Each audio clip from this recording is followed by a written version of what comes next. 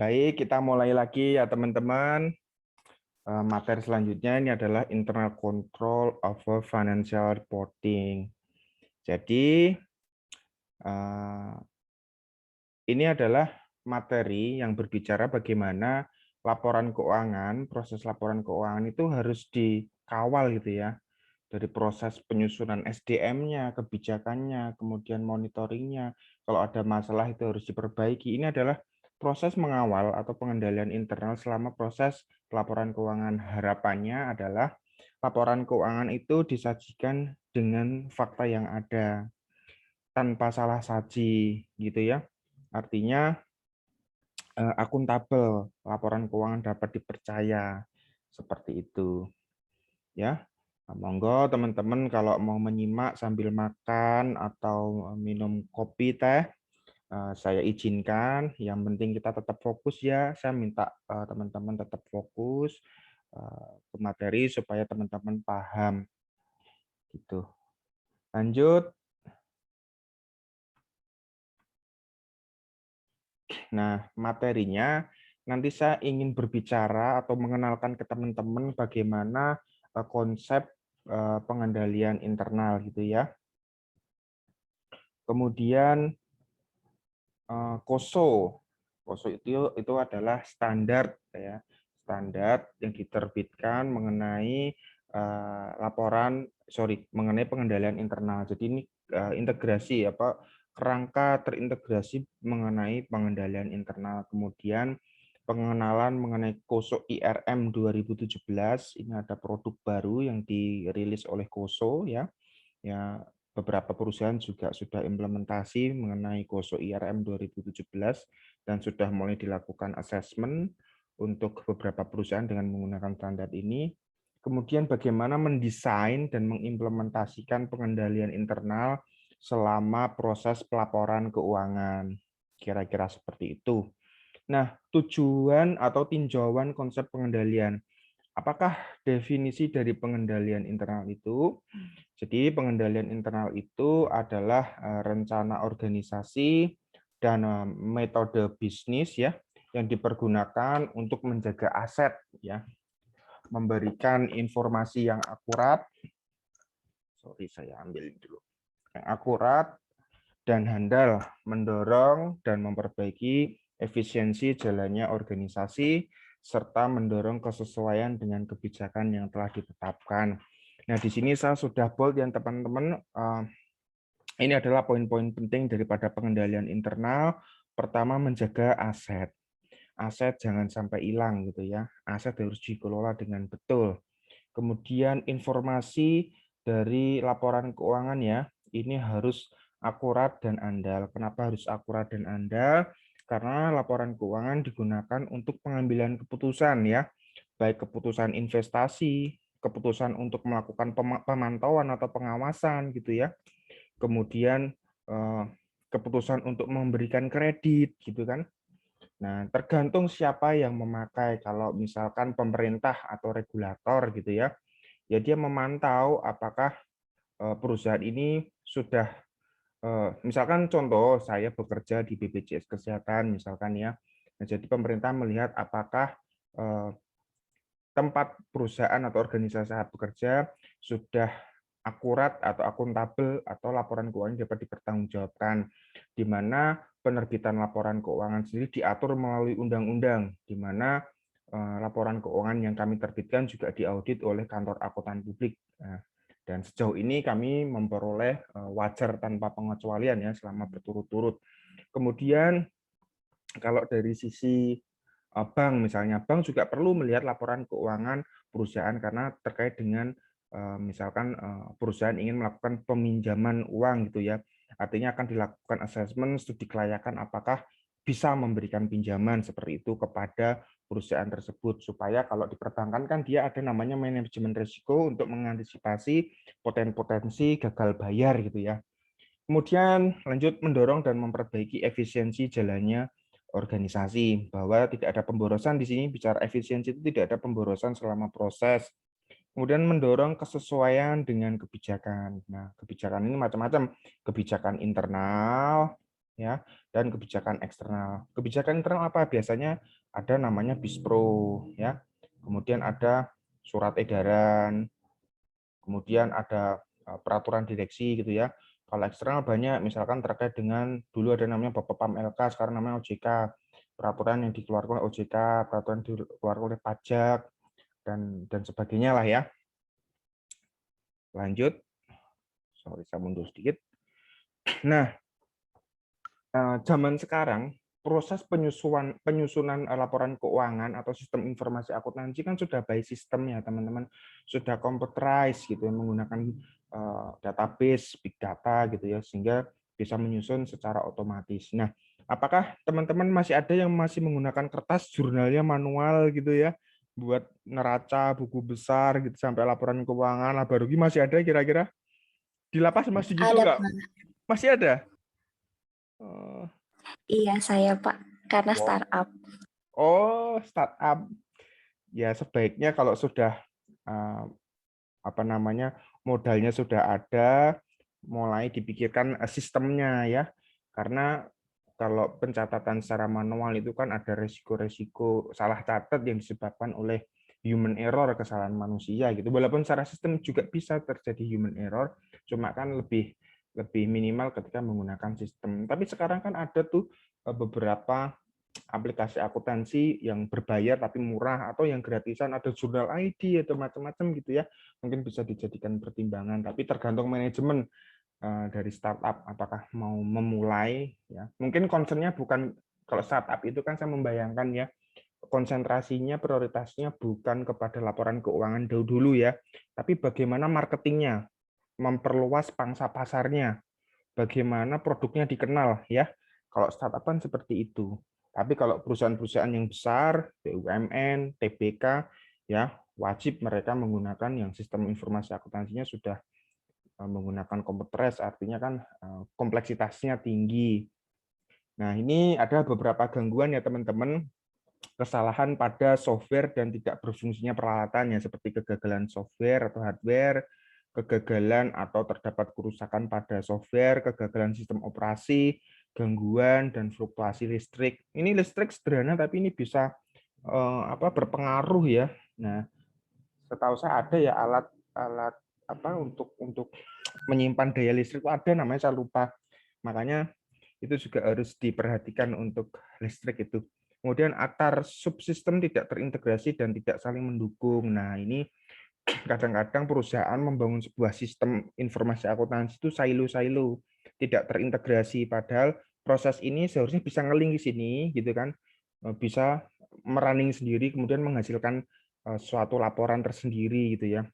Contoh laporan di unit bidang umum itu yang menangani aset, inventarisir gitu ya, tidak terintegrasi dengan akuntansi. Kan ada baiknya ketika di entry, misalkan di bagian umum yang mengelola aset, bisa ngeling gitu di bagian akuntansinya, misalkan barang A gitu ya, barang A, nilai perolehannya kan sesuai, misalkan di atas berapa juta sesuai peraturan manajemen gitu ya, harus diakui sebagai aset aset perusahaan gitu ya, aset yang ditanamkan di neraca. Maksud saya ketika di bidang umum ya, bidang yang memegang aset di bidang umum melakukan entry misalkan di sini ada jenis aset ya, ada nilai perolehan, kemudian ada tanggal perolehan, otomatis ini bisa tercatat di akuntansi gitu loh, bayangan saya bisa langsung tercatat di akuntansi, bahkan penyusutannya juga bisa terhitung secara otomatis, itu juga sangat bagus. Kira-kira sampai situ bisa dipahami ya, Mas Rafid, ini kayaknya calon auditor hebat ini Mas Rafid ini. Nah, kemudian ada gangguan lingkungan ya, ada gempa bumi, bencana alam, listrik gitu ya. Kemudian ada potensi-potensi kesalahan yang disebabkan oleh manusia. Misalkan ada kesalahan operasional, kesalahan data, kesalahan yang tidak disengaja atau kecerobohan, kesalahan yang disengaja, sabotase, penipuan komputer, penggelapan ya, gitu. Nah, itu juga harus menjadi perhatian. Makanya supaya komputer tidak disabotase kan perlu dilakukan password ya. Password. Password itu harus diganti secara berkala, misalkan 3 bulan sekali, 6 bulan sekali gitu ya. Kalau ada pegawai yang resign bagaimana, Pak? Ya user aplikasinya harus dihapus. Jangan diberikan hak akses. Jangan sampai orang yang bukan pegawai bisa menjebol gitu ya, mensabotase data kita gitu ya, dihack gitu ya. Makanya pengelolaan user password adalah sangat penting dalam sebuah perusahaan. Kira-kira seperti itu. Dan jangan juga ada pegawai yang tidak memegang peranan atau tanggung jawab terhadap pekerjaan tertentu, tapi diberikan akses untuk mengakses di satu aplikasi yang bukan pekerjaannya gitu ya. Itu sebagai pengendalian juga.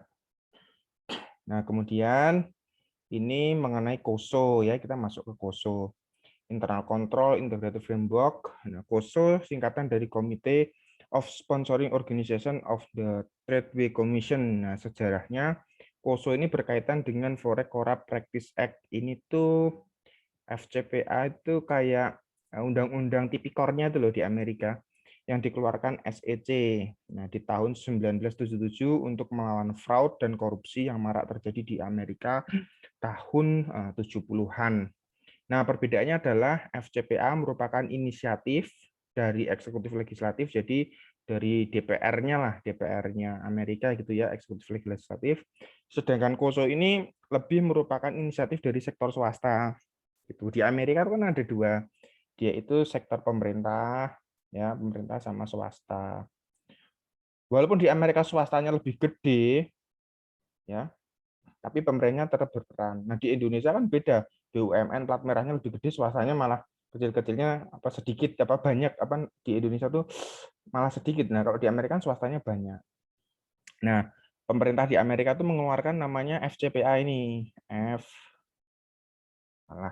FCPA, Undang-Undang Anti Korupsi.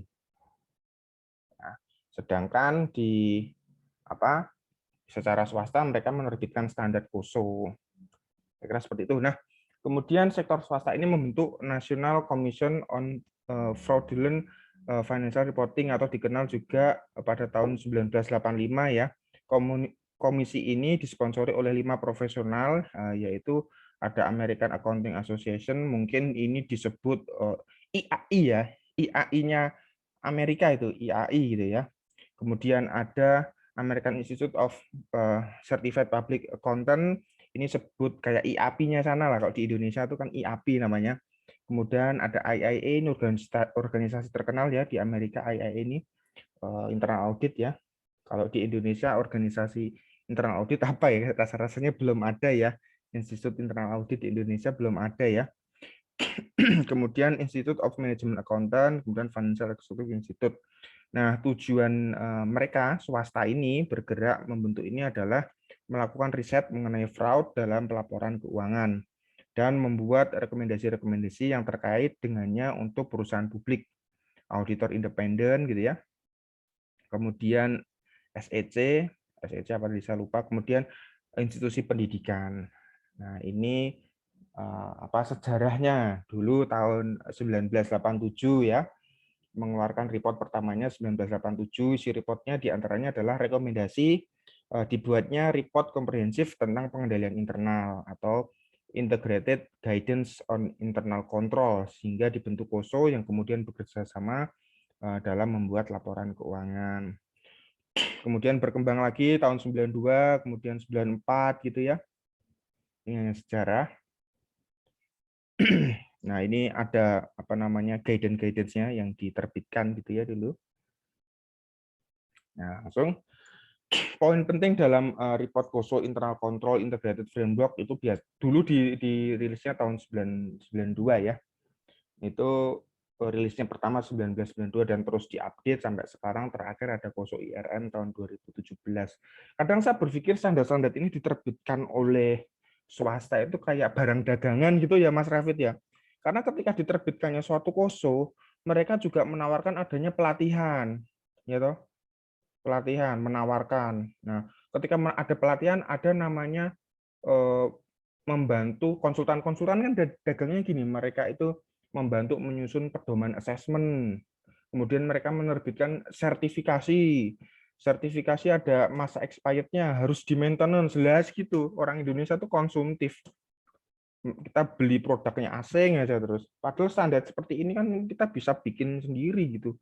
Ya, sampai kapan kita beli produknya asing? Kita tuh ditipu ya, diperdaya lah ya dari standar sampai barang semuanya kita tuh impor dari luar gitu ya. Nah, itu intermezzo aja. Nah, definisi internal control menurut Koso yang pertama itu suatu proses yang dijalankan oleh dewan direksi, manajemen dan staf untuk membuat reasonable assurance mengenai. Jadi semuanya terlibat ya, dewan direksi, manajemen sampai staf ya, mengenai efektivitas dan efisiensi operasional, kemudian reliabilitas pelaporan keuangan, kepatuhan atas hukum dan peraturan yang berlaku. Ada 3 ini dipegang terus nih, kadang-kadang juga sering keluar nih di ujian. Pengendalian internal itu arahnya 3 ini ya. 1, 2, 3. Nah, diapalin nih, sering keluar nih di ujian. Nah, ini kerangkanya Koso ini ada 5 komponen. Ini juga sering keluar. Baseline-nya adalah control environment. Nah, lingkungan pengendalian. Lingkungan pengendalian ini berbicara mengenai soft control, hal yang mendasar. Dia tuh berbicara kok ibarat bangunan, dia ini pondasinya. Apa pondasinya? Ini adalah budaya. Budaya organisasi, ya, budaya organisasi. Etika ya, sorry. Ini etika. Kontrol bilang etika. Etikanya, ya. Sebesar apapun perusahaan, ya, kalau budaya yang dibangun tidak bagus, budayanya budaya korupsi, KKN, tidak beretika, sebagus apapun pengendalian internalnya ya, sebagus apapun auditornya, ya wis bosok, perusahaan itu akan ya terjadi masalah terus. Makanya kalau orang Jawa itu selalu mengajarkan yang pertama tuh toto kromo gitu ya, sopan santun ya, ojo dumeh lan waspodo ya. Ini saya ngajarin bahasa Jawa, dia mengerti ya. Mbak Simanjuntak pasti sangat memahami ini. Nah, ya apalagi di Indonesia yang mengajarkan sifatnya agamis gitu ya. Harusnya sih Indonesia terhindar dari namanya korupsi-korupsi, kecurangan gitu ya. Karena baseline-nya kan sudah agamis, negara yang agama, bukan negara yang tidak mengenal agama gitu. Kalau di Amerika gitu misalkan, dia kan yang ateis juga banyak sebetulnya. Di Cina. Tapi kenapa mereka korupsinya sedikit gitu ya? Karena hukumnya yang kuat, sampai ada yang hukuman mati ya kalau nggak salah di Cina, atau orang yang tertangkap korupsi. Lah Indonesia ini loh, heran saya. Agamis tapi ya yang diborgol kok ya banyak, yang pakai baju orange sampai pejabat menteri kok ya bisa sampai jadi tersangka, heran saya. Makanya sampai satu berpikir ada benernya waktu di ILC itu, Indonesia tuh unik ya. Tuhan aja tidak di ini ya, ya kalau melihat videonya. Tuhan aja tidak ditakuti, apalagi yang lain-lain ya. Kalau negara Israel itu kan di Timur Tengah ada yang ditakuti, maka mereka menjadi negara yang kuat gitu ya. Nah, Indonesia nggak ada yang ditakuti, Tuhan pun nggak ditakuti gitu, heran. Nah, itu intermezzo. Kemudian ada risk assessment, jadi mengontrol resiko, kemudian resiko yang teridentifikasi itu dikendalikan gitu ya sampai pada ambang batas yang diterima, kemudian informasi dan komunikasi kemudian dimonitor gitu. Rangkanya seperti itu. Nah, KOSO dari 5 komponen itu mereka tidak bisa silo-silo ya teman-teman. Oh, saya berbicara kontrol sendiri, saya berbicara informasi sendiri. Ini harus dilakukan secara dinamis, secara terintegrasi. Jadi berbicara soal KOSO, berbicara soal kelimanya, tidak boleh sepotong-sepotong.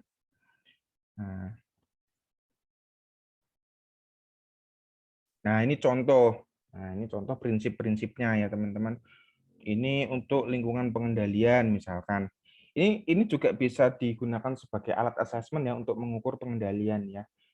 Nah, pengendalian internal kan bagian dari tata kelola organisasi yang baik, teman-teman. Nanti kalau bikin skripsi itu kadang-kadang ada yang bikin tema mengenai pengendalian internal.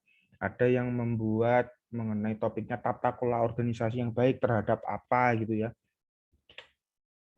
Nah, organisasi ini contoh prinsip. Organisasi menunjukkan komitmen terhadap integritas dan nilai etika.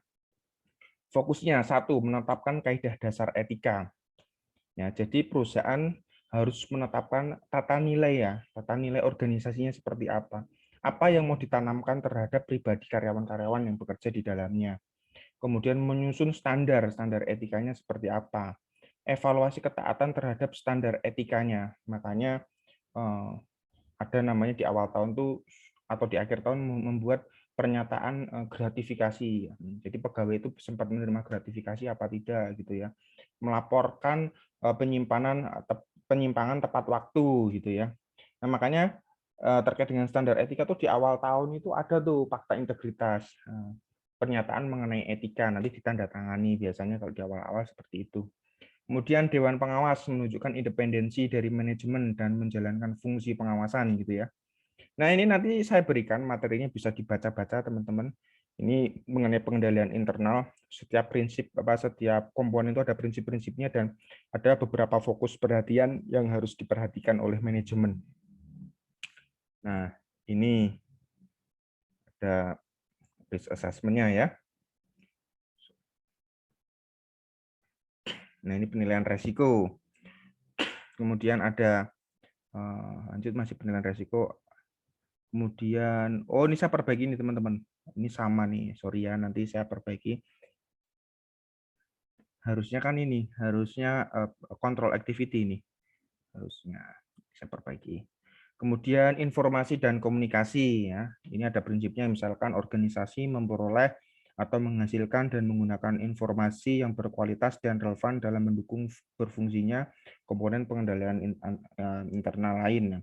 Ini fokusnya mengidentifikasi kebutuhan informasi, memperoleh data internal maupun eksternal, memproses data yang relevan menjadi informasi, mempertahankan kualitas selama pemrosesan, memperhitungkan biaya dan manfaat, sampai dengan pemantauan ya. Ini banyak banget prinsip-prinsip dan fokusnya nanti teman-teman bisa pelajari sendiri. Oke, saya lanjut. Nah, ini ada kerangka COSO Enterprise Risk Management tahun 2017. Bentuknya seperti ini, teman-teman. Nah, di sana sebetulnya hampir sama sih secara komponen. Cuma dia lebih detail lagi dijawantakan dalam 20 prinsip. Ini ya, dari governance and culture, strategi and objective setting, performance, review and revision, information, communication and reporting. Hampir sama sih pada prinsipnya. Coba ini lebih didetailkan lagi. Prinsip-prinsip yang harus diperhatikan di setiap komponen dia jabarkan di sini. Ini teman-teman bisa baca. Nah, ini basic prinsipnya. Prinsip dasarnya saya mau jelaskan. Dalam proses pelaporan keuangan ya, jadi di COSO itu dia memperhatikan, kita harus mengawal dari proses etika tadi, proses budaya organisasi, sampai dengan kalau ada masalah itu diinformasikan, dimonitoring, itu dikawal dari awal sampai akhir gitu ya. Contohnya ini misalkan pada lingkungan pengendalian. Nah, ini integritas dan nilai etika harus dikembangkan dan dipahami ya. Jadi PR-nya adalah manajemen ya, manajemen itu harus memberikan pemahaman kepada seluruh karyawannya bahwa integritas dan nilai etika itu harus dijunjung tinggi. Nah, tidak hanya itu, manajemen juga harus mencontohkan ya, mencontohkan kepada bawahan-bawahannya gitu ya. Kemudian direksi gitu ya, harus memahami dan dia itu melakukan fungsi pengawasan. Kan gitu. Kemudian ada filosofi manajemen mengenai dukungannya terhadap internal control. Jadi dipahami bahwa direksi itu memiliki pengawasan dan dia itu mendukung adanya internal control. Maka internal audit atau di pengawasan internal di satu perusahaan itu di bawah dikoordinasikan langsung oleh direktur utama gitu ya. Jadi direktur utama harus mendukung adanya fungsi atau unit kerja internal audit seperti itu. Kemudian organisasi saya besarkan. Organisasi, struktur organisasi mengenai dukungan pengendalian internal ya. Kemudian diperhatikan juga kompetensinya. Perhatikan ini individunya, people-nya, SDM-nya. Apakah SDM yang ada di unit kerja akuntansi memiliki kompetensi mengenai pelaporan keuangan. Nah, makanya perlu juga dilakukan maintenance. Kan sekarang banyak standar akuntansi ya yang baru-baru PSAK 73, 72, 71 gitu. Artinya manajemen juga bertanggung jawab memberikan pendidikan dan pelatihan. Nah, misalkan Mbak Megawati kan di akuntansi toh. Makanya manajemen harus memastikan Mbak Megawati itu kompeten dalam menyusun laporan keuangan. Gitu. Ya, salah satu opsi yang dipilih oleh organisasi adalah memberikan pelatihan gitu. Nah, makanya coba Mbak Megawati agak nagih nanya ke perusahaan, setiap tahun saya dapat pelatihan enggak gitu. Ya tapi jangan maksa, nanti dikira saya ngajarin hal yang jelek ya.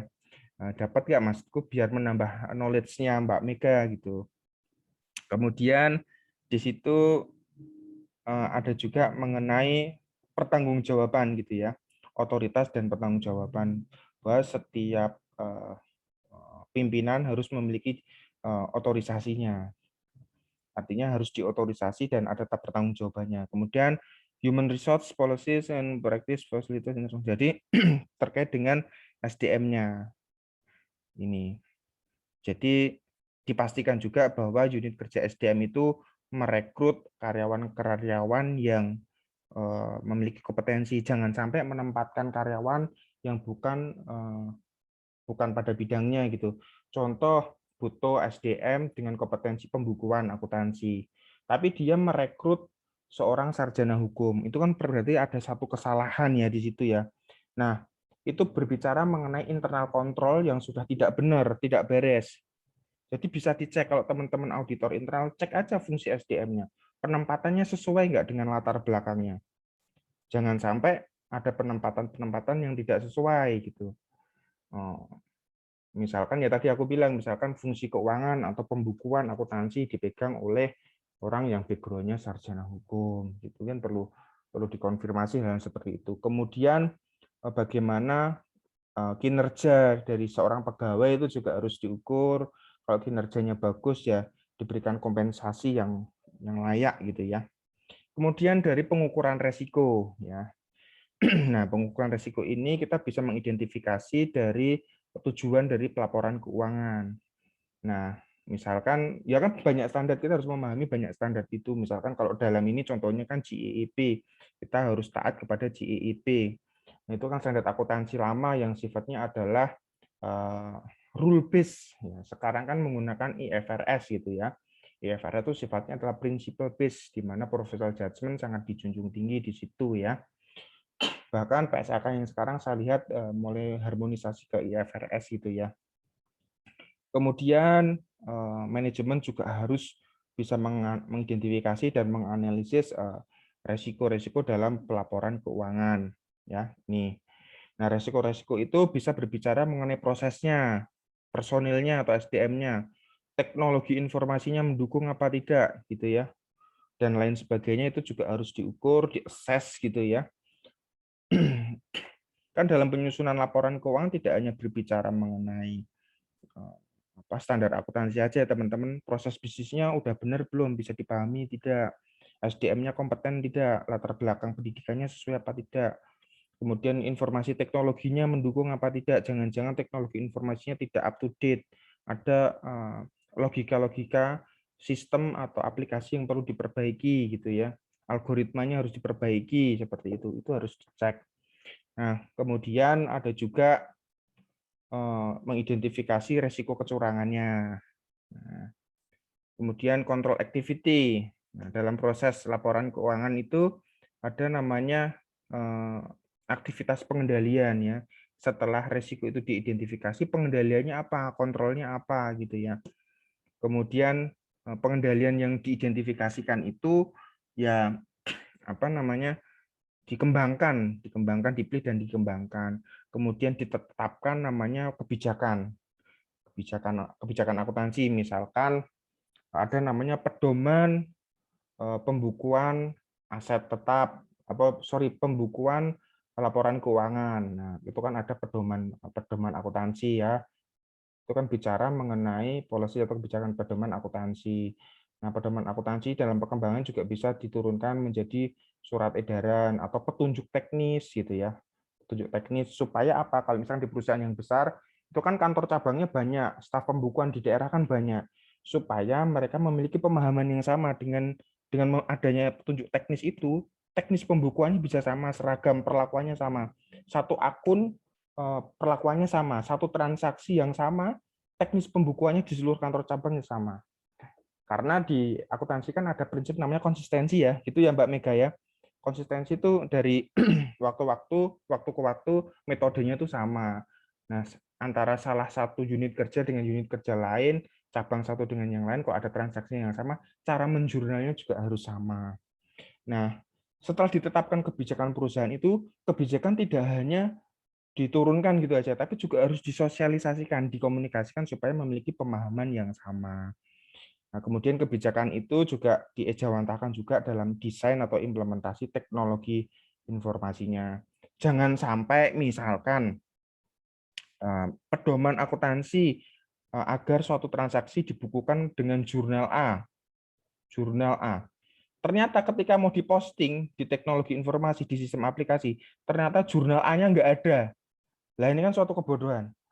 Contoh, untuk transaksi, apa ya gampangannya gini aja contohnya, transaksi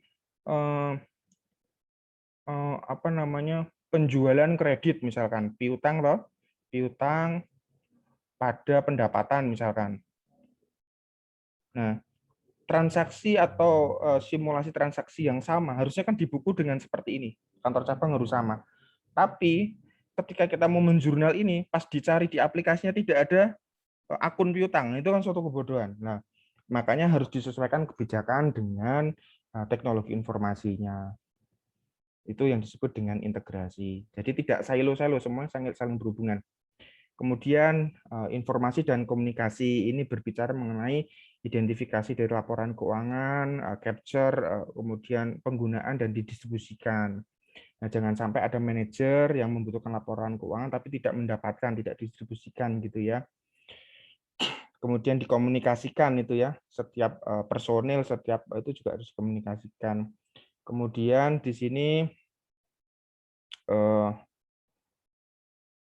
provide input independent assess. Jadi di sini perlu adanya assessment ya, bisa dari internal audit atau eksternal audit. Jadi laporan keuangan itu kan ada proses informasi dan komunikasi, harus dilakukan assessment, dinilai oleh seseorang yang independen gitu. Apakah sudah benar gitu ya. Lanjut. Nah, ini mengenai basic prinsipnya untuk monitoring ya. Jadi ada evaluasi, misalkan ada masalah-masalah dalam proses pelaporan keuangan, ada resiko-resiko. Kemudian kan ada assessment tadi ya. Semua pengetahuan tersebut itu harus diberikan feedback kepada manajemen. Jadi kalau misalkan ada masalah dalam proses penyusunan laporan keuangan, harus diberikan feedback ya. Harus ini lu salah. Nah, gitu. Nah, setelah salah apa? Ya dimonitor perbaikannya seperti apa. Nah, di situ harus ada pelaporan ya, temuan pelaporan ya. Nah, di situ apakah ada defisiensi gitu dalam laporan keuangan? Jangan-jangan ada yang keliru, tidak pas gitu ya. Gitu. Jadi dikomunikasikan jika ada hal-hal yang tidak sesuai dalam proses penyusunan laporan keuangan, itu harus dikomunikasikan, dievaluasi, dan kita monitor perbaikannya supaya tidak menjadi masalah di kemudian hari. Kira-kira nalar berpikir mengenai internal control over financial reporting itu seperti itu ya teman-teman, dari proses budaya organisasinya, etikanya, sampai dengan kebijakannya, kemudian teknologi informasinya. Kalau ada masalah dikomunikasikan, kalau ada masalah juga harus dimonitor bagaimana perbaikannya, sampai dengan laporan keuangan itu rilis, menyajikan secara wajar laporan keuangan, angka-angkanya sesuai dengan tujuan pelaporan keuangan, itu kewajaran, menggambarkan kondisi yang sebenarnya. Kira-kira seperti itu terkait internal control of financial reporting. Sampai di sini sudah cukup dipahami, Mas Irfan? Siap Pak, cukup Pak. Baik. Mas Rafid, ada yang mau ditanyakan? Cukup Pak. Nanti kalau ada, bisa saya tanya di grup. Nah, nggak apa-apa.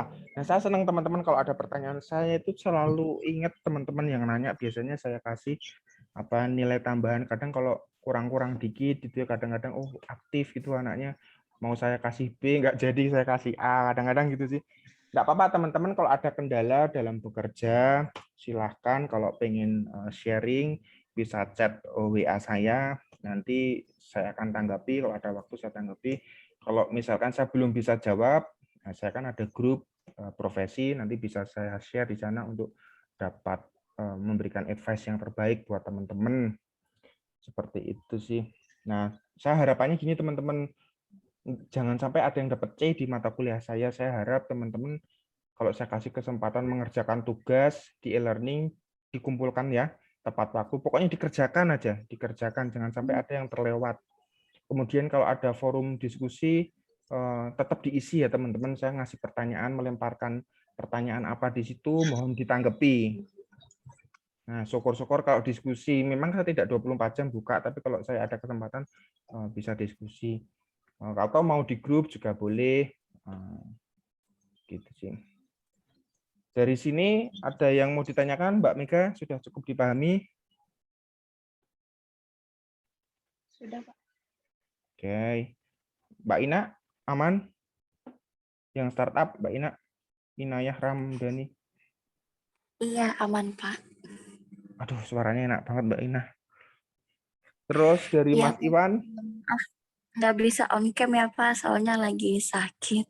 Oh, nggak apa-apa, lekas sembuh ya. Mudah-mudahan lekas sembuh. Makan yang sehat, obatnya diminum. Kita doakan ya teman-teman supaya teman kita Mbak Inaya lekas sembuh, lekas sehat, bisa aktivitas normal. Mas Iwan aman? Bisa dipahami? Saya mau nanya Pak, sebenarnya saya kan ada tertarik gitu kan mau audit internal gitu Pak. Terus tadi saya kepikiran tadi pagi di motor, maksudnya kalau audit sertifikasi CIA itu, audit internal itu harus, maksudnya diperbolehkan diambil itu setelah lulus ada gelar S1 atau gimana Pak? Setahu saya kalau CIA itu ada gelar S1-nya, Mas. Seingat saya ya, ada gelar S1-nya. Cuma saya tuh nggak up to date kriteria yang ditetapkan dari CIA. CIA itu gelar internasional loh, Mas. Itu bagus, bergengsi, yang mengeluarkan IIA dari Amerika dia. Soalnya pakai bahasa Inggris. Kalau yang di Indonesia dulu gitu Pak? Kalau yang di Indonesia QIA, sertifikasi QIA dia. QIA. Ada di YPIA, kantornya ada di Pancoran. Di Pasar Minggu lah di situ. Itu D3 bisa, Mas. Minimal pengalaman kalau nggak salah 3 tahun. Nah, itu nanti Mas. Berarti kalau mau ambil sertifikasi gitu berarti harus punya pengalaman dulu Pak, baru bisa boleh ambil. Iya, sertifikasi. Iya, tapi nanti ada assessment kok Mas dari YPIA-nya, Mas ngirimin CV aja. Nanti pasti mereka mempertimbangkan kalau misalkan ada surat rekomendasi dari kantor itu lebih bagus lagi. Biasanya tetap diizinkan ikut YPIA gitu. Lumayan Mas dapat QIA. Mas kalau kerja di di perusahaan di Indonesia saya kira dapat nilai lebih lah. Banyak diterimanya kalau punya sertifikasi gitu tuh. Kira-kira itu, terima kasih kalau, ya. Apa? Pak nanya lagi Pak. Berarti kalau memang belum ada background kerja audit internal gitu berarti nggak bisa ambil sertifikasinya? Itu nanti di assess Mas. Biasanya ada pertimbangan nggak bisa juga. Tapi nanti yang memutuskan kan pihak sana Mas. Tapi direkomendasikan sih kalau ada yang penting background-nya dulu. Gitu. Tapi teman-teman saya yang dari teknik, yang dari pertambangan juga banyak kok. Yang D3 juga ada pada ambil itu bisa kok. Atau nanti chat saya lah Mas, saya banyak kenal orang YPIA.